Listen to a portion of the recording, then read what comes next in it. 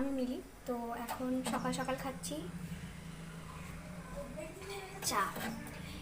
যা কেন ভিডিওটা করছি তাই তো, কথাটা হচ্ছে যে প্রচণ্ড পরিমাণে গরম পড়েছে, সেটা তোমরা সবাই রিলেট করতে পারছো। প্রচুর পরিমাণে গরম পড়েছে।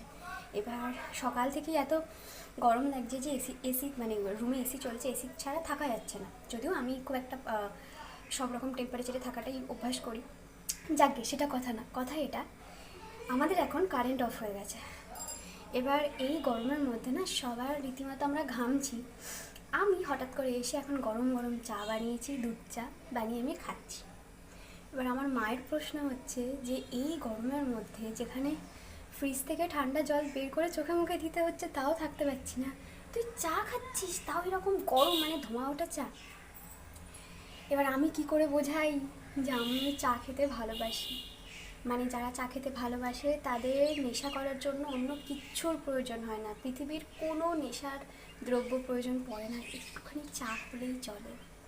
তো কী করে বোঝাবো এটার মধ্যে নেশা আছে। আর আমি এটা বোঝাতে পারছি না যে মানে যারা চা খেতে ভালোবাসে তারাই জানে এই অনুভূতিটা। মানে আমাদের যা কিছু ঘটে যাক, যা কিছু হয়ে যাক, চা আমাদের লাগবে।